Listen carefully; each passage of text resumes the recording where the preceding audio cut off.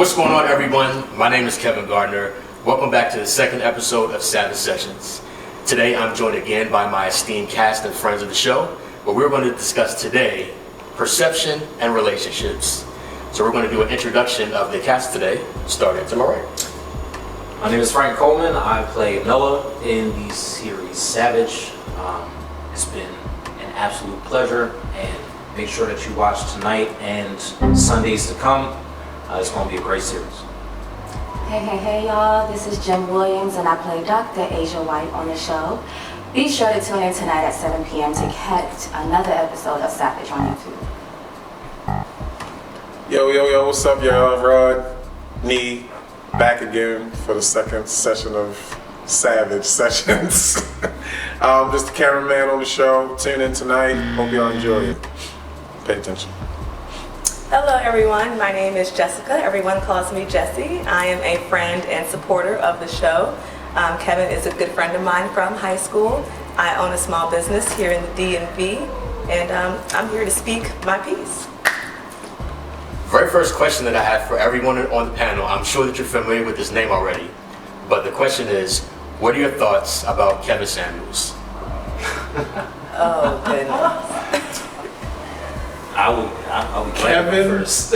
Samuels, you said. I love it. I think that I'll say it this way. It's a loaded Kevin question. Samuels is the inner thoughts of a lot of men, but they are not afraid, or excuse me, a lot of men are afraid to speak that piece because of the L's that they know that they're going to take.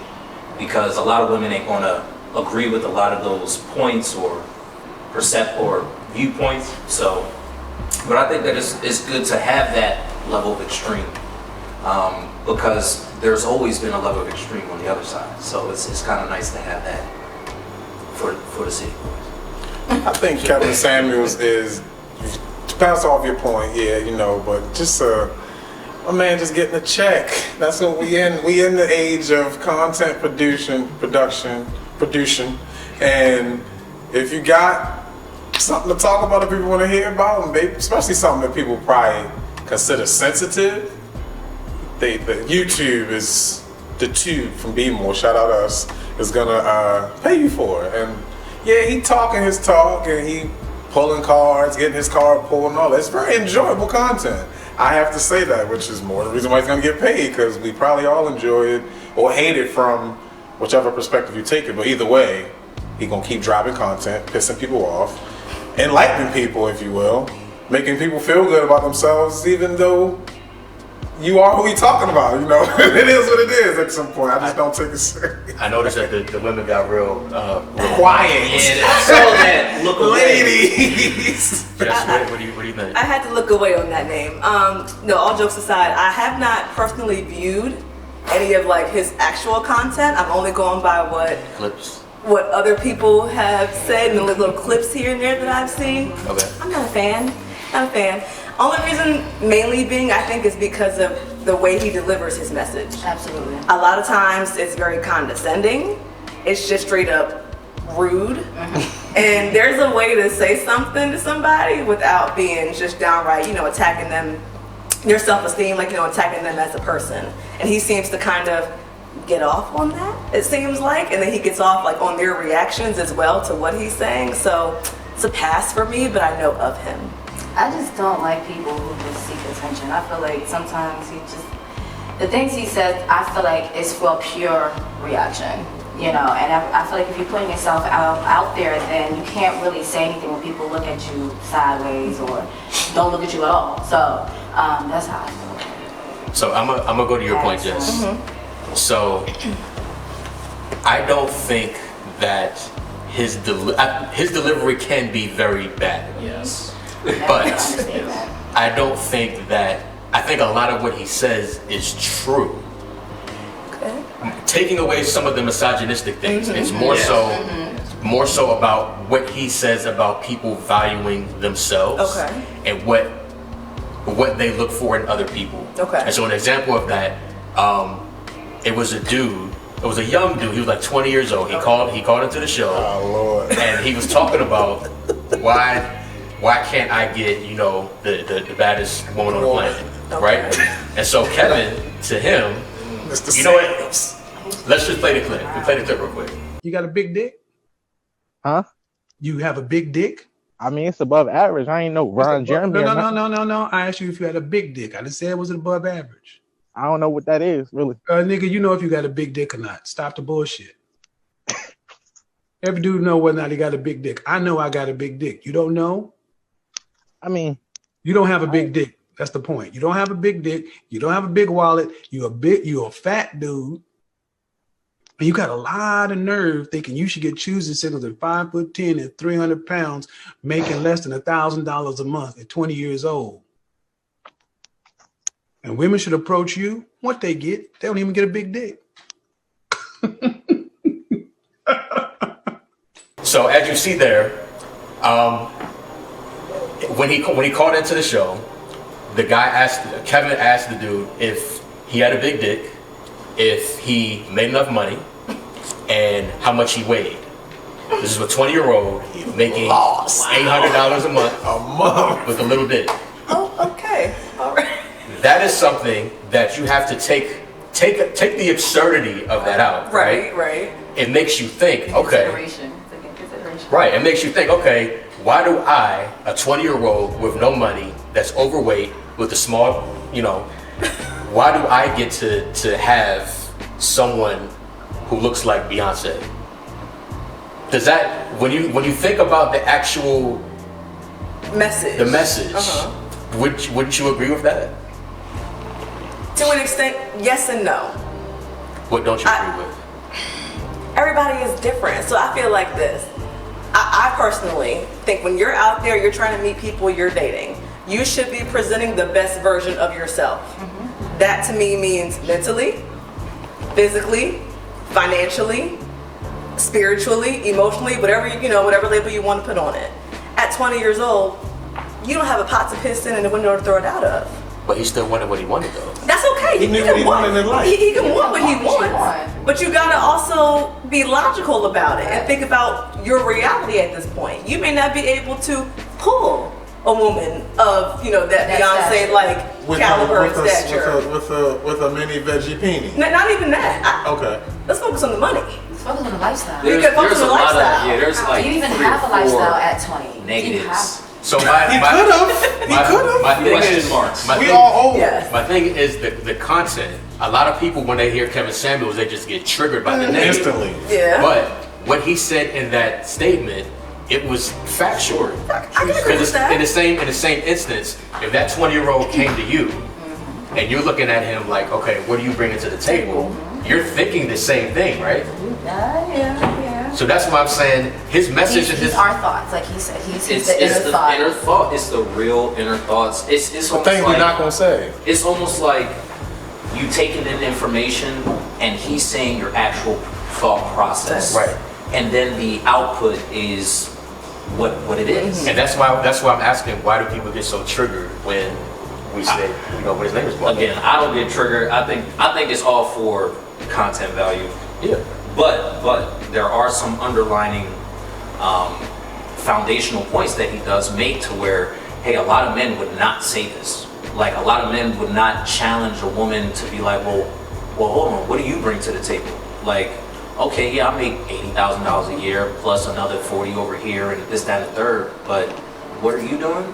You just graduate, have a bachelor's degree, but you want me to provide a lifestyle for you?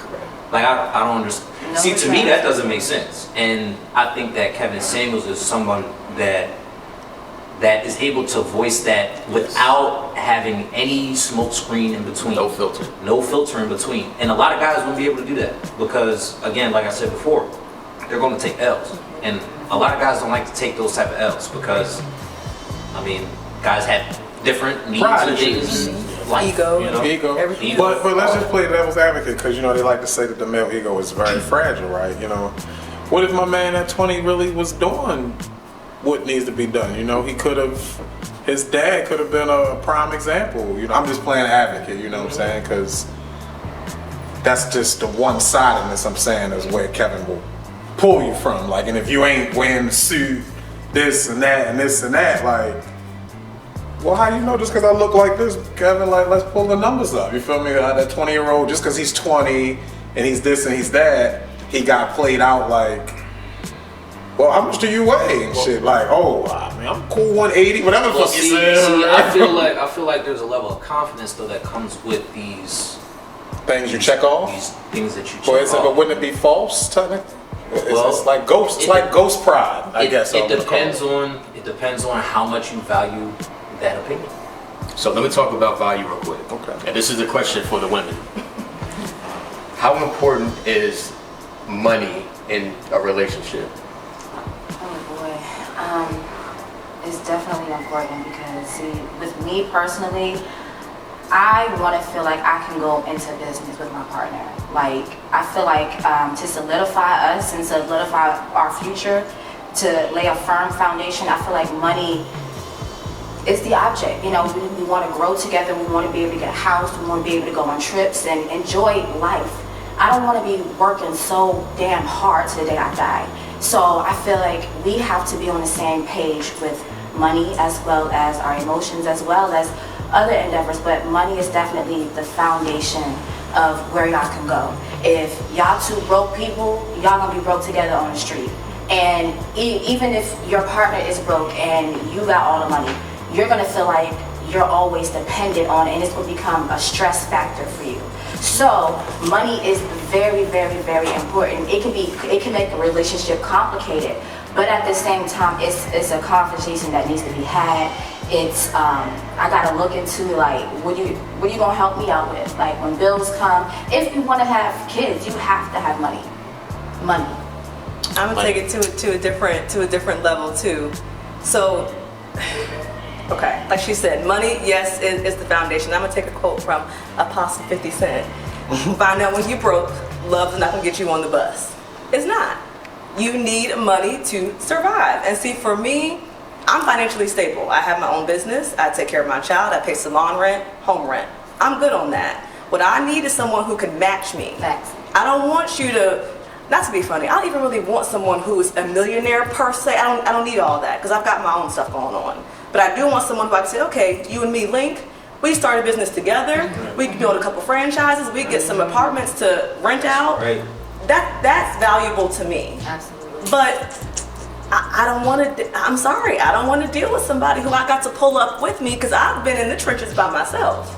I built this business for 6 years. So let me ask That's you. hard for me to want to say, okay, friend, come on, we can do this. That's going to be a lot for me to want to do all that. So what if you find someone that is meaning they check off all your boxes except the money box? And now granted, let me preface that if you're into black men, black men were born into a disadvantage.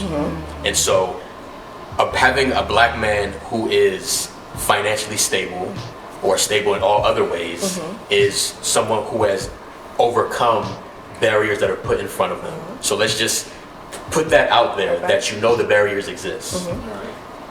Do you agree with that statement? Absolutely. So if you agree with that statement, if you find someone that checks off all your boxes except the money box, what do you do in that relationship?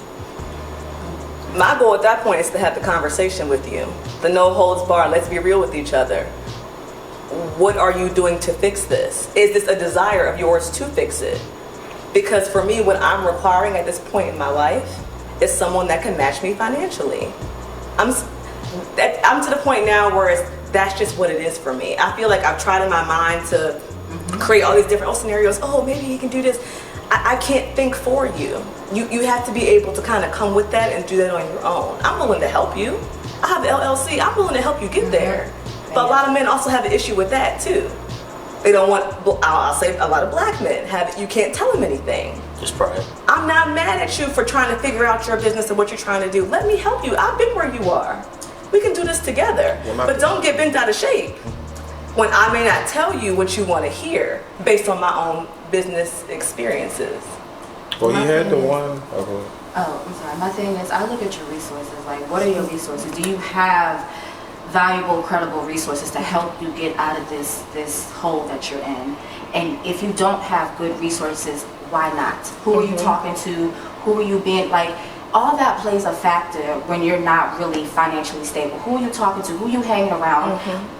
What do you spend your alone time, your solitude doing? What are you doing? Especially if they don't have any kids. Especially if they don't have any What are kids. you That's doing? my thing. What are you doing? Where are your resources, and who is your resource besides me? You know, like who else or what else is your resource? The state. I agree with that. I agree with that. I mean, Got you. there has to be some level, you have to bring something to the table, something. Now, what you're going to accept on the other side, that's completely up to you. Now, for you, it's like, hey, I need somebody to match me financially. You know what I'm saying? Now, it is interesting because a lot of times on the flip side, in the traditional setting or whatever, a man is supposed to, be the provider and the breadwinner and the whole 9 yards. So that's cool. That's all cool. And now we've evolved, or thank God that we've evolved to a place to where women are starting to get that equal foot. It's not equal yet, but they're getting to those places. So it's changing the dynamic of relationships just in a whole, from hey, the white man and the silent white woman to black people couldn't even have relationships to, oh, now we're all intermingled, everybody's getting equal, and we're getting equal in some people's perceptions. We're getting there. So you brought up something that we talked about last episode, and it was about, you brought it up about double standards. So, in more times than not, men make more than women. Yeah. And if we're looking at people in the same positions or same whatever, more times than not, the man makes more. 80 cents to the dollar. Right. So why is it acceptable for, actually let me bring this question to you. Why is it acceptable for a man to make more money, but in your situation, it's unacceptable to you? So you're talking about you're saying it's acceptable for the man to make more money, but the woman doesn't have to? I don't think that's true, though. I don't think that's the case. But that's I feel like you should be. I agree with you. That's the majority of what society has led us to believe or ingrained in us from a young age. I don't think that should be the case, though. I think men should look for women who are on their level as well. Yeah. I'm not saying there may be slim pickings. But I'm just saying that's my perspective. I really do think that you should be equally yoked in a lot of different ways. But circumstances are not the same specifically for black men. So one of the things that Kevin Samuel said is that a high value man, this is by his definition, is a man that earns at least $100,000 a year. High value to who? That's what he says. A high value man. So the majority? That's a great question. So, under his definition, a high value man is one that makes $100,000 a year. However, that's like maybe 10% of society. Therefore, a woman who's trying to get a high value man she should be a high value woman. She should. So it's a disparity, is what you're saying. Yeah, a huge disparity exists. For example, when I see a guy that's with a woman, he doesn't have any kids, okay? When I see him with a woman that's got 3 and 4 kids and they got 3 and 4 different daddies, I'm like, well, damn. Why would he put himself in that situation? But that's a personal choice. That's up to him. That's his prerogative. I'll speak on me. I have 1 child. I am not going to date somebody that got 3 and 4 different kids with all these different women. I'm not doing that. I have control over that, though. So you can decide to use logic over your heart any day. Absolutely. And to me, if it doesn't make sense on paper, Jessie's not doing it. So, to your point really quick, so being in that 10%, right? Shout out to the 10%. Shout out to the 10%. It took first off, this will be the 2nd year, thank the Lord, that we've hit that mark, So it's like, just getting and understanding that type of money and type of responsibility and the types of things that you had to overcome to get to those things. Exactly. So having a bachelor's degree, having a master's degree, doing well at both schools, making sure that you put yourself in a position to where you can achieve and succeed. But it takes a certain type of level of effort, concentration, and focus to be able to obtain. That's why it is only 10%. And yes, there is a longer road because of the disadvantage that we have as black men than it is for white men. So that 10%, shit, that's really probably even less than that for the person that started from the very, very bottom to getting to a master's level or making that $100,000 per year, bro. It's unfathomable. Like, it's really, really difficult to do. But for the person that has achieved that level of success and is that high value earning individual, I still do believe that it comes down to the value of the person, not necessarily what the value of their pocketbook. Because at the end of the day, yeah, it's cool, like, you know, you don't have to work. My girl don't gotta work if she don't want to. You know what I'm saying? That's not a luxury that everybody has, but that is a thing that we work very hard to achieve. You know what I'm saying? So it's like, first off, you have to align yourself with the right person to try to achieve those types of goals. If you're doing it by yourself, that's great, but you gotta have the right team around you to try to achieve and support and get you to that point. So the long story short of it is, there still has to be substance that has to come to the table. Financial, yes, to a certain degree. I agree with that. It does have to be, but I think it's effort. I think it's more effort than anything. If you're just the person that just, we can't figure out how to get you in the right spaces for some reason, whatever. But your effort is there every time, and it's genuine effort, bro. I mean, what am I going? I have to be like, all right, she's putting in the level of effort that I would have put in. She's just not getting the outcomes that I would have gotten. That's why I said, what are your resources? Because if you don't have your money, that's cool, but what are you doing to try? Are you networking? Are you aligning yourself with certain types of people to get you? I'm not looking for a perfect person. You ain't gotta be perfect. You just gotta be trying. Exactly. Try at something. Put in the effort at something. Let me see you doing something. That's all I'm saying. So, Question again to the women. Do you perceive a man differently based on the amount of money that he makes? Initially, no. Initially, no. But see, it's like I've been met with a lot of backlash, I'll say. For having that benefit of the doubt, right? Yeah, for having the benefit of the doubt, but also for me to be able to sit here and say, okay, finances, for right now, for me, where I am in my life, finances aren't an issue for me. I'm looking for that genuine connection, that companion, that partnership. But a lot of men can't get past the fact that I make more than they do. Okay, so Kevin talked about that. So that's kind of where things, then they give me the whole, well, I'm the provider. And you know, I'm the one that has to, like, you know, pay the bills.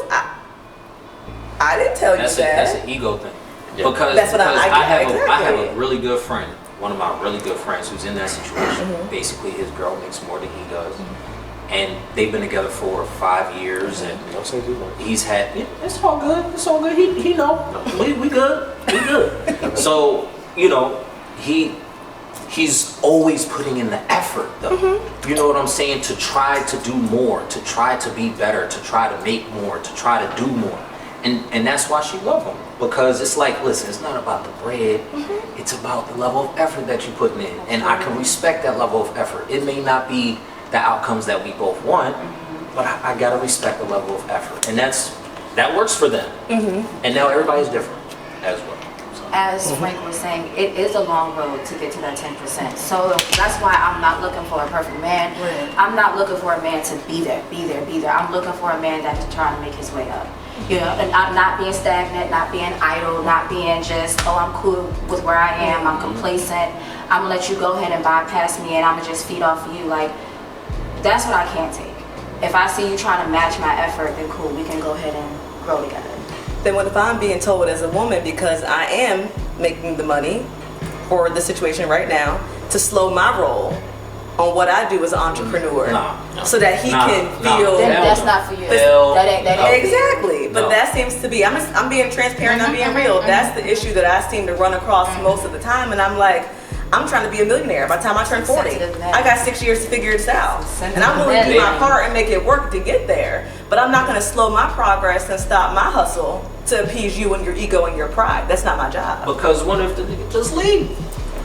And Then usually what? they You do. over there, you So like, there I'm you gonna go. put in all this time and effort and all that's of this the type of self- stuff. And that's usually what ends up That's a happening. self-esteem issue, I don't know though. if If you he can cuss feels like like if he feels like he will never make it to where you are, and he's telling you to stop and slow down, that's a self-esteem issue. He feels like he's not confident enough to shoot for that star too. So he's going to be like, no, let's just go back here. You know, Yo, we don't need that. had We're a trying to move forward. good example. I was dating a girl like 10 years ago, bro. She was in her doctorate programs. She was getting her doctorate and master's. I was intimidated.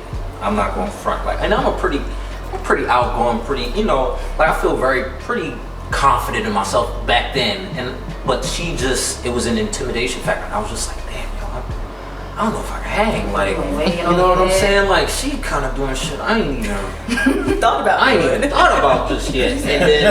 And then I'm sitting here like, braids. then I'm going over Then I'm going over their house and they whole family doctors and lawyers and my family ain't that. We ain't that. So I'm coming into a situation. I'm like, yo, I feel very out of place. Yeah. Like very out of place. And needless to say, it didn't work out. And that was partially because of my insecurity. Because I was like, hey, I don't know if I'm gonna be able to hang. You got a bachelor's going for your master's and doctorate at the same time. I didn't even have a bachelor's degree at the time. And I'm sitting here like, ooh, I don't know. What we gonna talk about? See, I don't know if we can relate. that's really the importance, I think, of perception. Everyone perceives things differently. And speaking of perception, before we started our episode tonight, we all partook in a bit of a game where all of us rated ourselves in terms of appearance and personality. We also asked everyone else to asked everyone else to rate everyone else on the panel. So I'm going to I'm going to tell you guys what the results were, and then we're going to talk about it. Oh, all right. So let's just go down the list, starting with Don't Frank. start with me. Was it don't Frank rated himself an 8. Frank's cumulative rating from this cast was a 9. Very good, Frank. Jess. Don't even read mine. It's all right. Jess rated herself a 10. No lack of confidence there. Jess was rated a 1. 0. She was rated 10 from the entire cast. Y'all love me. I love y'all back so much. I'm gonna skip past me real quick. Rod rated himself a 7. Rod's cumulative rating was an 8.5. It must be the gray hairs. And Jess also rated herself a 10.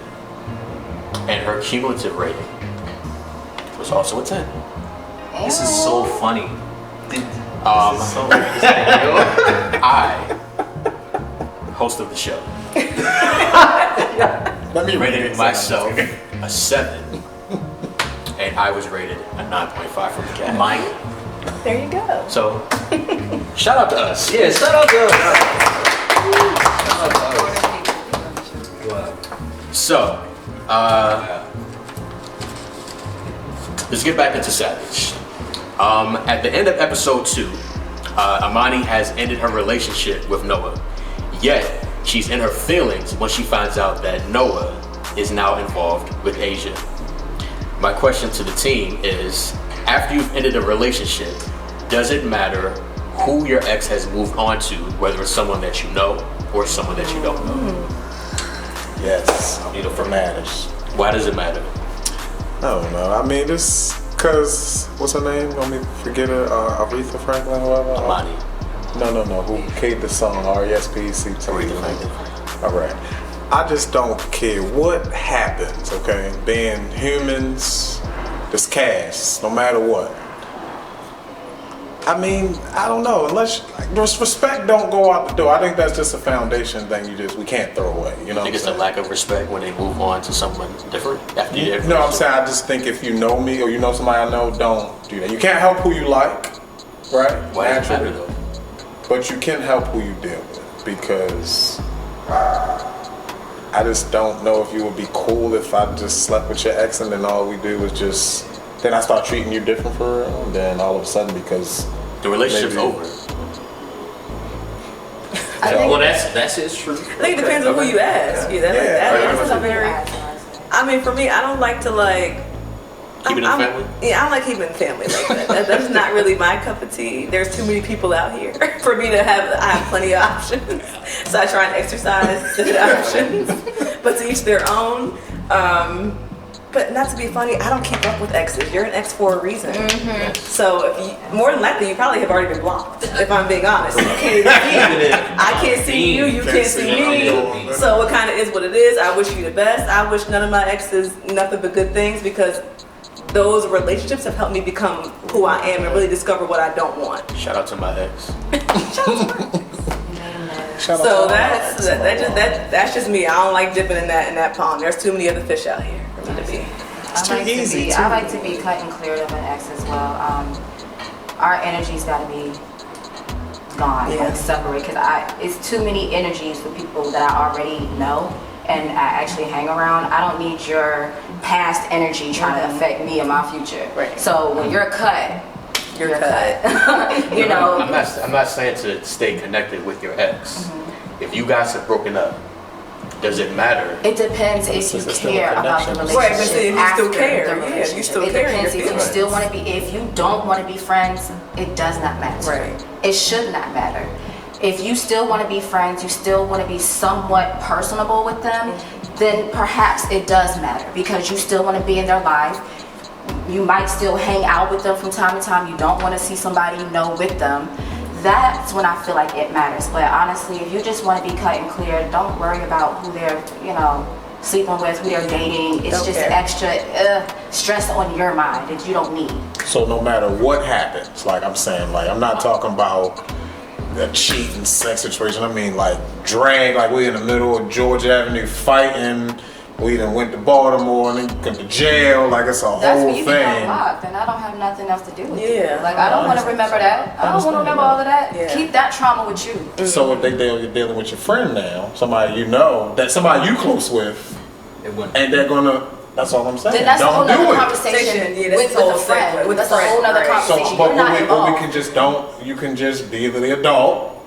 Like, damn, I like her. They not together no more, but.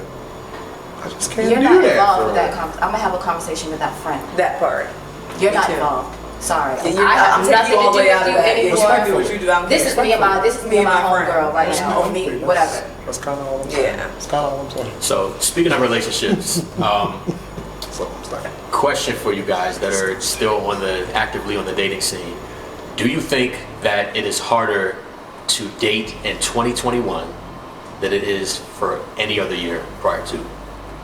Yes. I'm an old school person. I'm an old-fashioned person. Absolutely. I take me back to the 70s. Yes. You weren't allowed in the 70s. Take me back then. To that era. There was a post going around this last week, and I was talking about it was like this whole thing, and I ain't gonna drag on about it, but it's like just we gotta get men have to make women like us now, right? Hello, y'all. Forget it. Why do you say, Jess, that it's harder now than any other year? Well, I'll just take it back to even like when pandemic aside, that was like one thing that none of us obviously saw coming. And when that kind of went into the mix, that really cut off, your connection with people in person, like how we are now. So I know for me, unfortunately, I've resulted in a lot of the online, the apps, and it's weird out here. It's real weird. I mean, the internet has always been kind of a sketchy, seedy kind of place when it comes to relationships and love. But even now, I think with the pandemic and everybody being in lockdown and really being isolated, you really got to sit with yourself. And they're kind of like, okay, well, let me just get online and see what I can find. And there's a whole lot of situationships going on.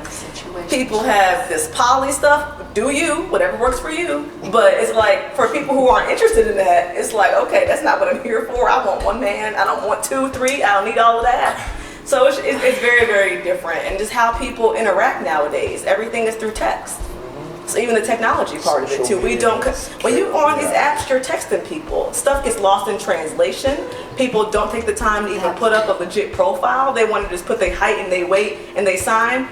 Sir, sir, can I at least find out a little something about you before I decide to swipe left or right? Can I at least, find a little bit about it? It's just, it seems like it's a lot more work, and it shouldn't have to be, but it feels like it's a second job, and I don't get paid for that job, so.